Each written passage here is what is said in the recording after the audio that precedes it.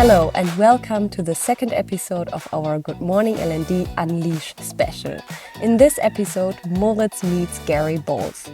He doesn't like to talk about jobs, but about portfolio of work, which fits him very well because his own portfolio of work is huge. So, to name just a few, he's a best-selling author, chair for the future of work at Singularity University, he has 1.6 million learners on LinkedIn Learning, and he's a global speaker. At Unleash, Gary and Moritz talked about why traditional change management is dead and why we need to stop thinking in jobs and start thinking in portfolios of work. We clarify why empathy is the most important human superpower, especially in the age of AI. And above all, we are completely redefining the strategic role of L&D. I wish you a lot of fun with this episode. We look forward to your feedback in the comments and your subscription. Have fun! Most people in your age, they would, on a Tuesday afternoon, sit somewhere, a beautiful bench with a nice view over the mountains, over the lake, thinking about life. Yeah. How does it come that you are one of the kind of main acts, speakers, hosts at one of the leading HR conferences? So I'm very lucky. First off, I've always thought of myself as being intensely curious, motivated by always the next thing that I can learn. And I see each new wave of technology or social and cultural change as an opportunity to be able to understand all the dynamics, how it is that we're changing, how it is that people around the world adapt. And that gives me tremendous energy. So I have no interest in slowing down. My father, years ago, he wrote one of the top job hunting books in the world, but his second book was a book called The Three Boxes of Life, where he talked about a big chunk of education, then a big chunk of work, and a little chunk of leisure in what I call the period formerly known as retirement. And and my father was a very poor model for me because he updated his book, his main book, What Color Is Your Parachute, every year for 42 years. And he was updating it before his 90th birthday, had his birthday and passed away a few weeks later. And so it's a very poor model for somebody that might ever want to experience the period formerly known as retirement. So I have no interest in slowing down. I wrote my first book when I was 65 years old. I do about 150 podcast interviews and talks every year. Wow. And because if you had manufactured exponential change in the world, you would have planned for a global recession and then a global pandemic and then this AI tsunami. And what it does is it completely resets work and learning over and over again. So to me, that's just a tremendous opportunity. I don't want to miss a bit of it. Wow. That's commitment. And I know this from previous conversations. I think this is also how you imagine the career of a human worker in the future, right? So I often don't use the word career because I think so many words that we have used in what I call the old rules of work, so many of those labels no longer apply really well. So I don't talk about employees very often. I talk about workers because you might be an employee, but you might be a contractor. So you're a worker. I don't talk about jobs very much because a job is just one use case for work. It's one kind of work, but if you have what I call a portfolio of work, sure, you might have a day job, but then you're also working on a startup with your friends and you're doing a podcast and you're writing on your blog. You have a portfolio of work. So that's not one job and it's not easily segmented into a job. And then I don't often talk about careers. I talk about your relationship to the world of work. So if you think about it, that when you're young, you're a trial and error machine. You're trying different things out. You have different skills. You kick the football against the wall and it comes back. Oh, I might be good at this football thing. It's trial and error. And then eventually you find that there are certain skills you've developed and eventually those might apply in the world of work. And of course, you learn the rules of the learning arena, which we call education or school. And then now you've got to learn the rules of this work arena and what your relationship to work is. So to me, a career is simply all of the things you do in your relationship to work from the time that begins to the time that you feel that it ends. So Career used to mean you had to go to the right school, pick the right major, get the right degree, go into the right field, get the right job. And I always say, too many rights make a wrong. It's those all of those rules of the ways that you managed that career, your relationship to work. So many of those are changing now. And so I encourage people to embrace the mindset that you have a relationship to work and you are in charge. You're in control. You don't have to feel that somebody else is defining what those steps are. You don't feel that you need to feel that you have to follow the traditional path. If you want to follow the traditional path, that's wonderful. It's just that in many cases, those paths that your parents and your grandparents followed may not exist in the When you explain it like that, it sounds so simple in a way, right?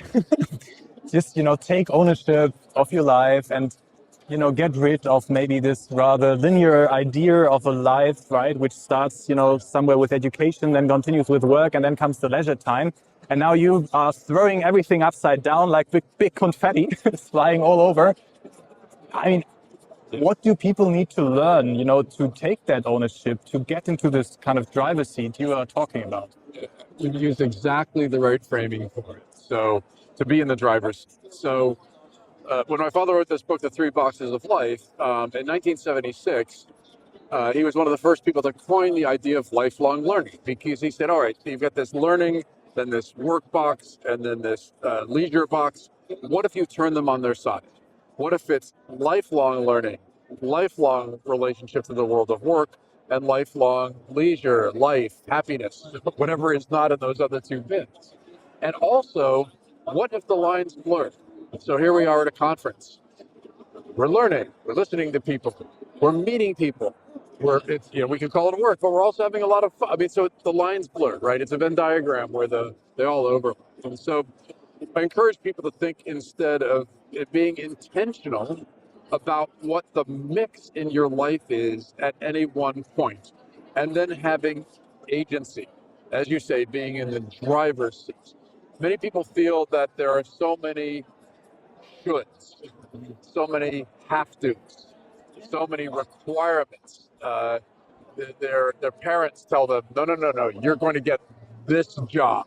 One of my great friends, he grew up in India, and he told his mother, Mommy, I'm not going to go to college. I'm just graduating high school. I'm just going to go to work. And his mother turned to him and said, my son, you have three choices: doctor, engineer, loser.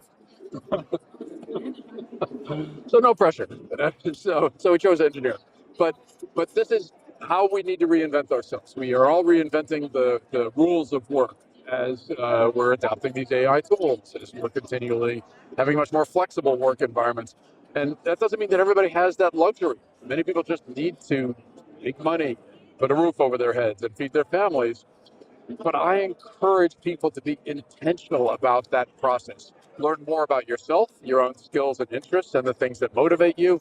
That gives you agency then to go either find or to create those work opportunities, build that portfolio of work, and then to always have a sense of, well, what might I want to do next, so that you continue to be in the driver's seat. I know you're working also with a lot of organization businesses. Should they have an interest in that as well? Historically, the way a lot of organizations have treated their workers, their employees, as if they're wholly owned products. So the minute I accept the job, so now I belong to the organization. I'm an asset of the organization. And that's useful, I guess, in the old rules of work, in understanding that the people who were comprising your organization were your organization. They're the biggest asset that you had. But the downside of that is that we outsourced a lot of the decision making to the organization. The organization told us what the next career step was. The organization told us what our pay would be. And so unless we have a power dynamic where we can make our own decisions, we feel that we are in the driver's seat in the relationship with the organization.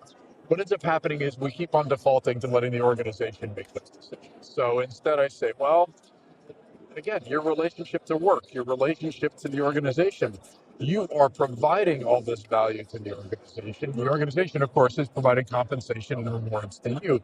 but that table should be even. It should be as straight a table as it can possibly be, where you feel you have the power to be able to negotiate for strength, to be able to have the steps that you want to follow going forward. You have that agency. And then the organization wants to be able to leverage your skills in the most effective way possible. That is a collaboration process. That should be a flat table, not tilted in one constituent's direction or the other. Yeah, I mean, the reason I was asking was on my flight here, I was listening, I think, to a later podcast, I think from Josh Bersin, and yeah, he was talking a lot about this business uncertainty, right? That people are experiencing in the workplace, but we all are experiencing in the times we live in, and that he feels like this is maybe the theme of our time, and he was also talking about making it the theme of next year. This idea of, well, every day is kind of a new day, right? With new challenges, tools to use, colleagues to work with, projects.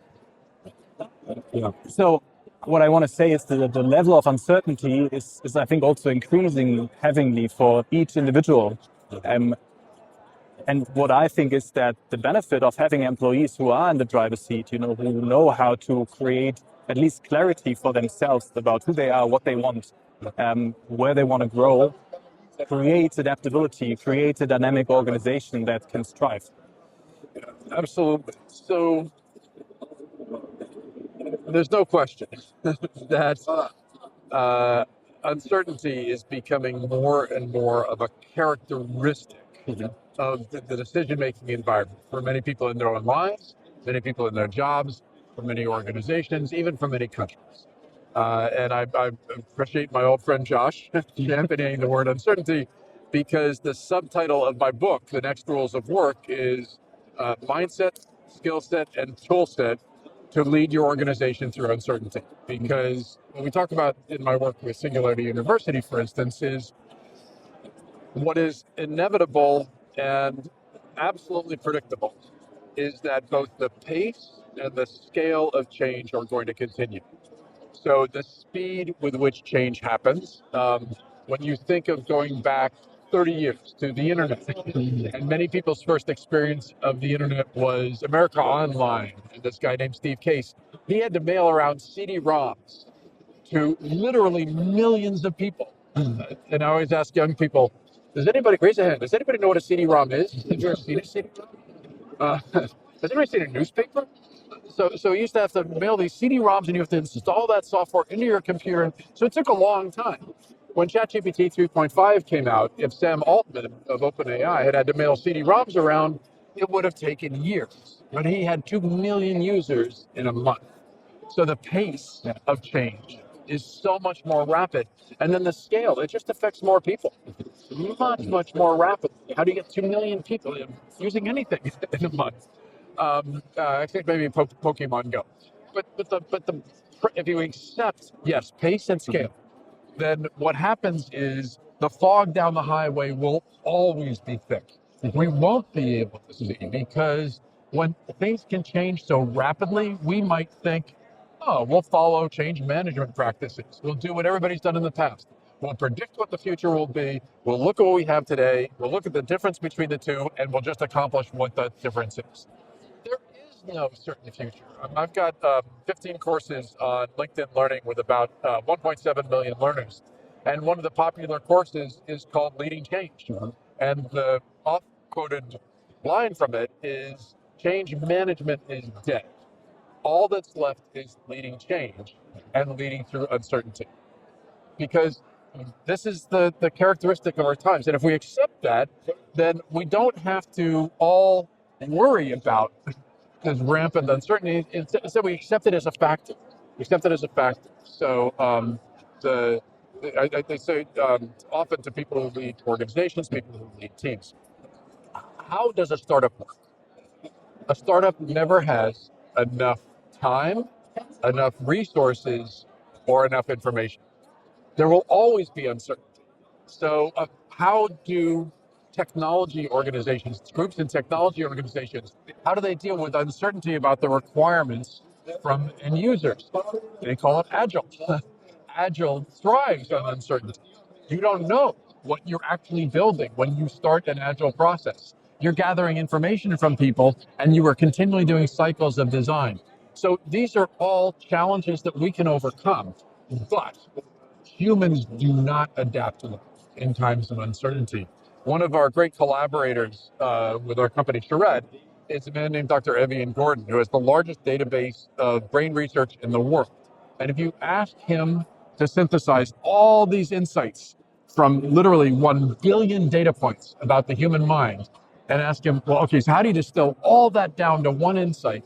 He has a very simple answer. It's just 2 words: safety first. The reason things are so uncertain is we default to things that we think are safe because we can't predict. We start to see all of this different, we're overwhelmed by information, so many different options for the future. And so we tend to default again and again to what's often called a fixed mindset.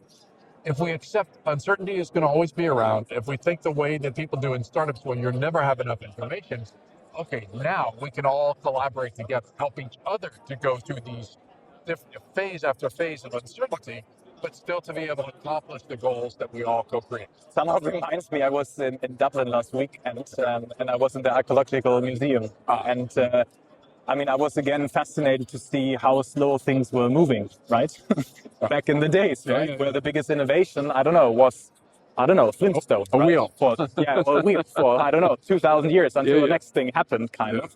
Yeah. And then, we all know what happened, right, in the last 200 years. But so I see your point. We're not that well prepared, maybe, for uncertainty. We are not that well prepared to adapt, but still we have to do something about it, right? And I feel like you with all, your insights with Singularity University, but also, the companies you collaborate with and the book you wrote, what answers did you find so far? So I want to use the framing of mindset, skill set, and tool set. Yeah. Because I think that's really helpful. So, and I use a variety of analogies to show the distinction between them, but basically, mindset is how we prepare for what's next. Skill set is how we use our human energies to solve problems and collaborate with each other. And then tool set is, as you say, from the time that we learned to use flint or a wheel, humans have created tools. And what is very different about this new tool set, especially this bin of technologies we call AI, is that we have now created tools that themselves can create tools. So, which just accelerates the pace and scale of change. So let's start with mindset. I often say we all need a 21st century skill set, and I'll describe what I think that is, but mindset eats skill set for lunch. If you and your team believe that you can solve a problem, you are just as right as if you think you can't. So the number one deliverable for the people who lead organizations is to understand the mindset, which we often call culture, but understand the mindsets, often plural, within your organization and how you can change those mindsets. You can encourage people to have much more growth mindsets, much more adaptive mindsets. That is how we as humans continually take risks and do things that we wouldn't have done otherwise, as if we can change our mindsets. But we also need to develop people's skill sets. And in my book, I talk about 4 very, very key skills. There are 2 different categories of skills that are about knowledges, which I call know skills, KNOW, and then there's skills that are much more flexible and usable in a range of situations, which I call flex skills. And those flex skills are what we need to teach people young and old, and especially young, in our educational institutions.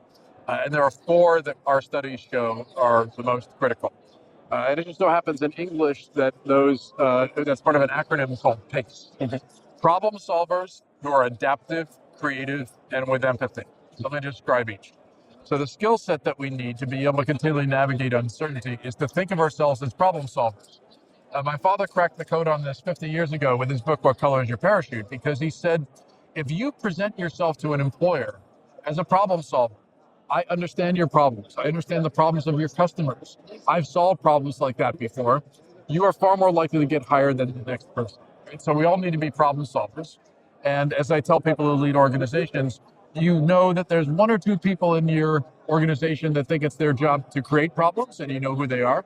But that's not really what you want. You want people who want to be problem solvers. We must be adaptive, and you can teach adaptivity. You can teach an adaptive mindset and an adaptive skill set, helping people to continually encounter uncertainty, embrace uncertainty, and still adapt. being creative, well, humans are creative problem solvers. Sure, we can use ChatGPT or Midjourney to create things, but we are the creators. They are just creating. And so we need to leverage our human creativity, and especially our creative problem solving, so we can keep solving problems we have never encountered before. And then finally, empathy. Satya Nadella, the CEO of Microsoft, is fond of saying that empathy is the #1 human superpower. It's our ability to empathize with the person in the cubicle next door or on the Zoom call, to empathize with our customers, empathize with the communities in which we work, empathize with the planet. That is a human superpower. And so pace. Problem solvers are adaptive, creative, and with empathy, this is a skill set I want to wave a magic wand and give every person today, everybody in every organization, so that they can continually solve the problems of today and tomorrow. And then the last, I call these the 3 legs of the stool. The last leg of the stool is tool set. Humans are tool users, but we often forget it's not just technologies. It's not just that we can use ChatGPT and Midjourney and a variety of other AI tools, or these digital distraction devices or cell phones that we all carry around. It's also that we have techniques. We have steps we go through and processes.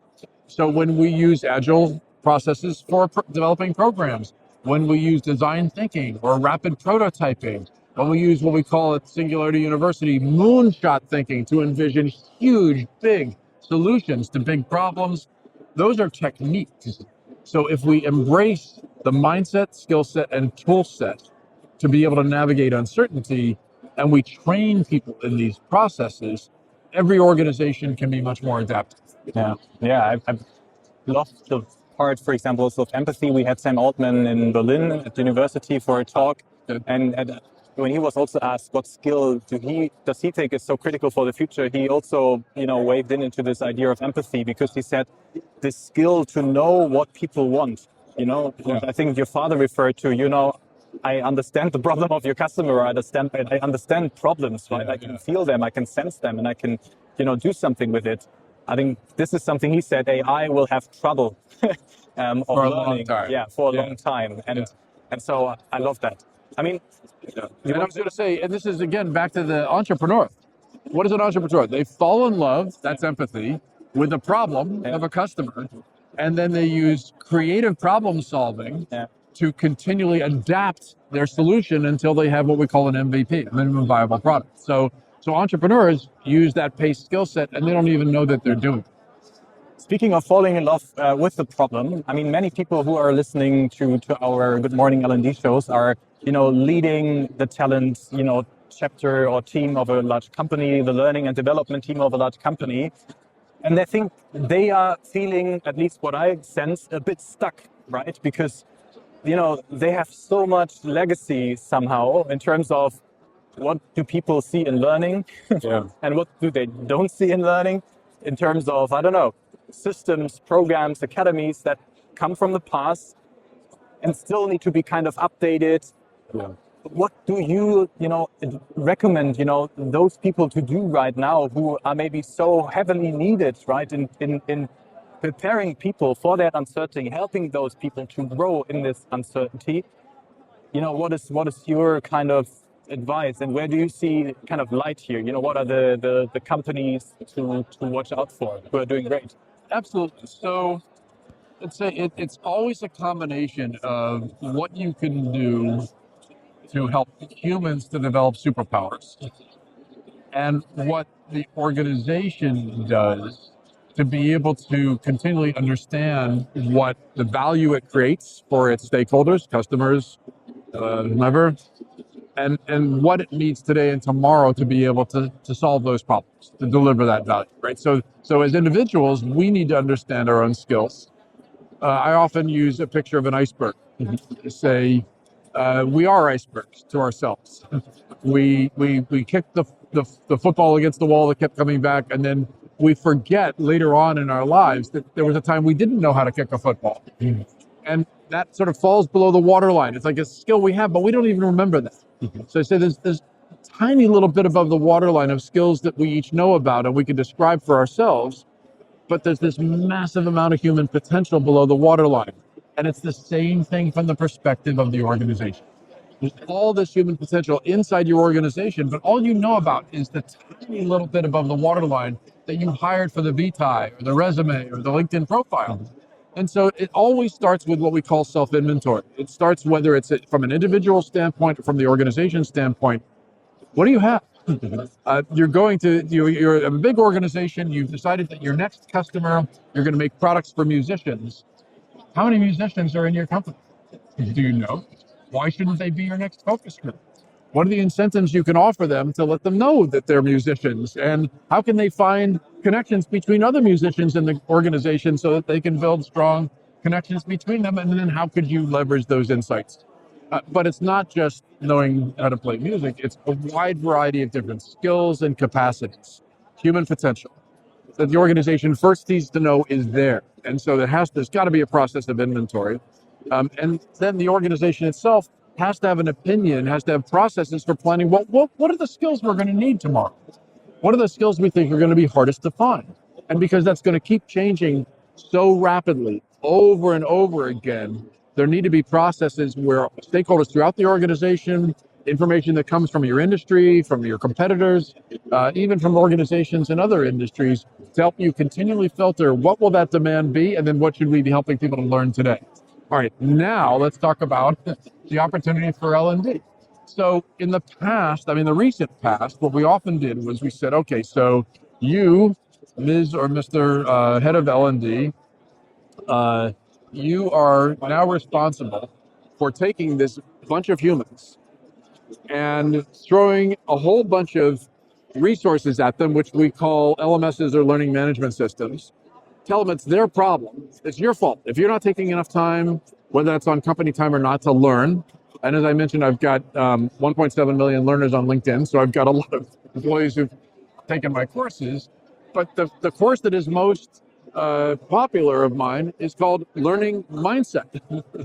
If you don't start with helping to empower individuals with a learning mindset, I don't care what else you do. Well, actually, the second step is then give them a learning skill set. So that's my course on learning the process of learning how to be a lifelong learner. And I've updated both of those courses in the age of AI. So the learning and development professional now has a completely different job. Their job is to understand the inventory of all the skills within the organization, all the capacity, all the human capacity. It's to be able to have processes to be able to plan for what the future capacity needs to be. And there's all these certain skills that are needed more than others. So how you prioritize that. And then the process for encouraging and empowering individuals to be able to develop those skills, but sending the signals from the company, the skills it wants and it will pay more for, so that people have the decision making. It's not just what I feel I love to learn, but it's also what I can make more money from, or I can have more fun with a new team of people, or I can be solving different problems from the organization because I like variety so much. That is the job, the future job of that learning and development professional. It's really not just the learning and development of individuals, it's the growth of the organization. Wow. I really like this idea. That learning and development teams are somehow the pacemakers for the growth of the company, right? I always recall this quote from a Siemens board member who said, well, Siemens growth is not limited by the technology, but by, its employees and adopting the technology, which I think shows, how critical in the learning function or this development function kind of gets. Yeah. But still, I feel in many organizations, the L&D teams do not really get, to the tables where they can have that kind of impact. What would you recommend those who say, well, we would love to push this change, but we are somehow stuck, in all our legacy, systems, legacy programs, curricula, and we are too busy, right?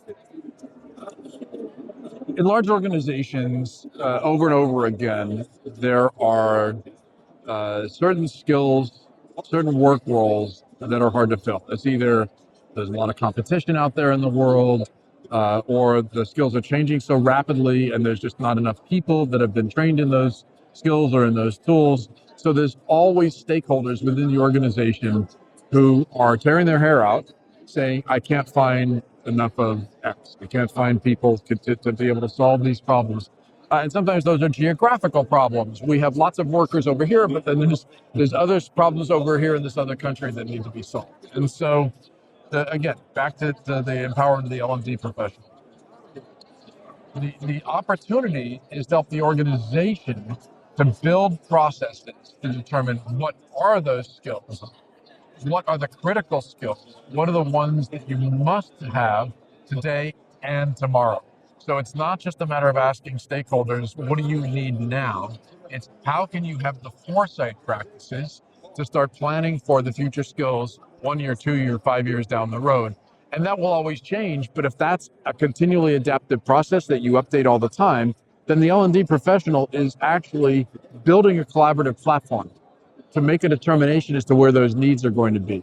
And then you're not just this person at the end of the process that is told, oh, go find more courses on AI.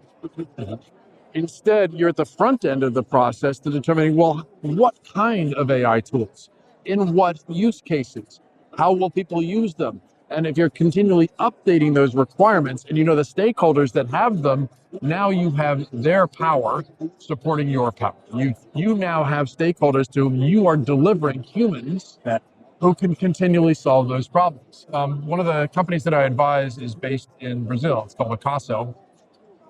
ACASO, and what they do is they help to do that inventory of the skills. They help to build skills models for work roles, which we often today call job descriptions, but they build these skills models, and then they help stakeholders in the organization to plan for what those future skills need to be. So that's the mindset that you need to have, is that L&D is not just trying to get more minutes of use of videos on the LMS. That's not the metric to be judging yourself by. It should be, what are the critical skills the organization continually needs to have?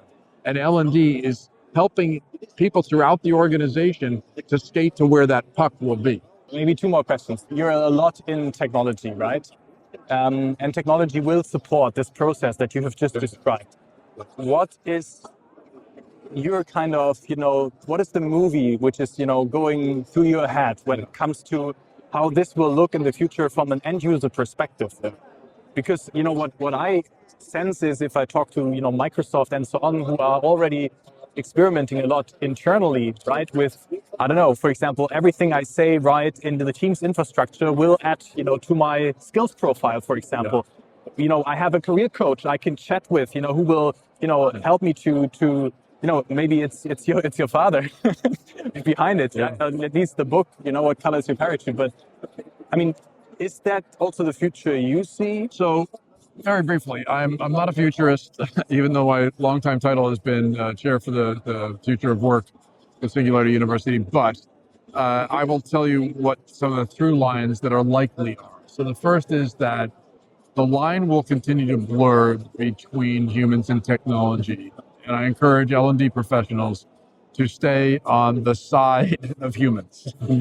Don't use words like AI employee, AI collaborator.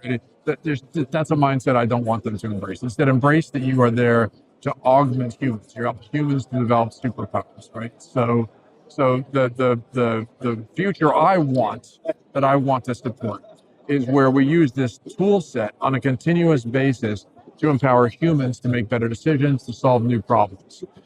But that is going to accelerate. We're going to have more and more capacity by the technologies, which can very much blur the lines. And I love all of my friends and all the major technology companies, but they have a very strong incentive to sell their own software. And so if they say, oh, you don't need to hire programmers anymore, just watch your wallet. That's all I'm saying. Just watch your wallet, because they're trying to sell you something. So instead, what I want is the company's going to say, we can help you to maximize the skill set and the human potential of every human being in your organization. That's the organization I want supporting me in thinking about the technologies that are going to carry me into the future. Because we got this question also beforehand from our community. What do you tell, or how do you advise, companies, CEOs, board, who say, well, we would love to accelerate our AI adoption, but people are scared in our organization? I think they're missing something. So I just did a talk in Colombia, in Bogota, where the title was "What Your Board Should Know About AI." The first insight is it's not about AI. If you are aligned as an organization, if every person in the organization knows what they are contributing to their team is contributing to the goals of the organization, the strategic direction of the organization, everybody is in sync with that, and you've aligned all of their work so that it's all about creating that value, now you're ready for AI.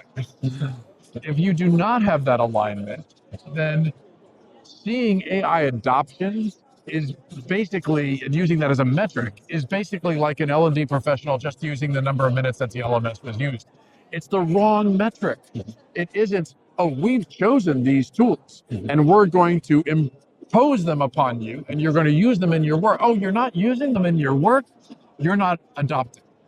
That's not the message. It should be, what are the problems you need to solve?